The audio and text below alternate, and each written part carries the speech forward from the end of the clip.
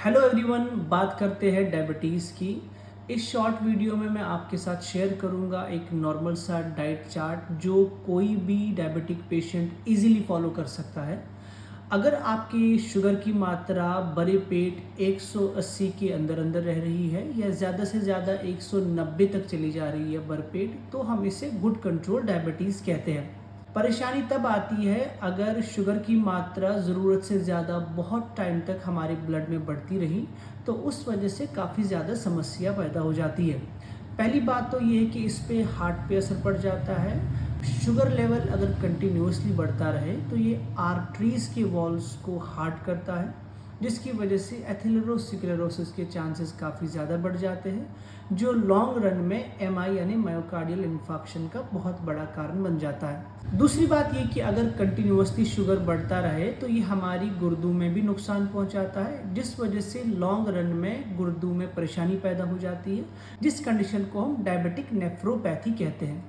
इसी तरह continuously blood sugar का बढ़ना हमारी आंखों पे भी असर पड़ता है, रेटिना को अफेक्ट कर लेता है एंड इस कंडीशन को डायबिटिक रेटिनोपैथी कहते हैं।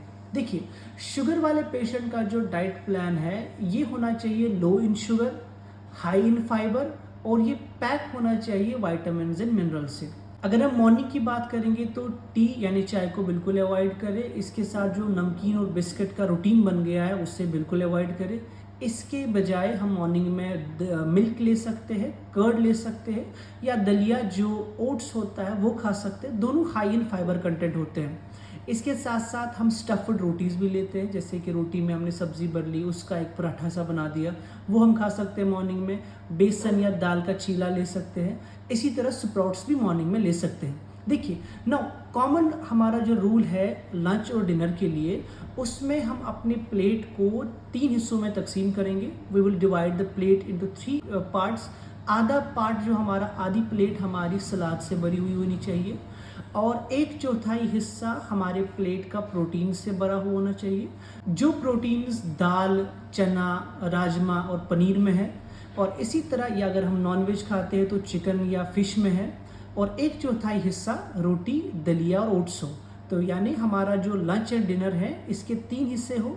आधा हिस्सा वेजिटेबल्स, स्टीम्ड वेजिटेबल्स से हो, 1/4 हिस्सा प्रोटीन वाली चीज़ों से हो। अगर नॉनवेज कोई खाता है तो चिकन वगैरह ले सकता है। अगर कोई वेज खाता है तो प्रोटीन में दालें हैं, चने हैं, राजमा है, पनीर है। 1/4 हिस्सा हम रोटी, दाल या दही, ओट्स ले सकते हैं। अब ये बात भी बहुत ज़रूरी है कि हमें कौन से फूड्स को यानी कौन सी खुराक को अवॉइड करना चाहिए। देखिए, पहली बात ये कि तमाम जो पैकेट फूड्स आते हैं उन्हें अवॉइड करें। फ्रेश फ्रूट्स को ज़्यादा पसंद करें बनस्पति की। जो मार्केट में जूसेस ऑलरेडी आ रहे हैं पैकेट, उनको अवॉइड करके फ्रेश फ्रूट्स लें। तीसरी इंपॉर्टेंट चीज़ है कि मैदे बेस्ड प्रोडक्ट्स लाइक मोमोज़ है, ये आपका मैगी, पास्ता वगैरह, इन्हें अवॉइड करें।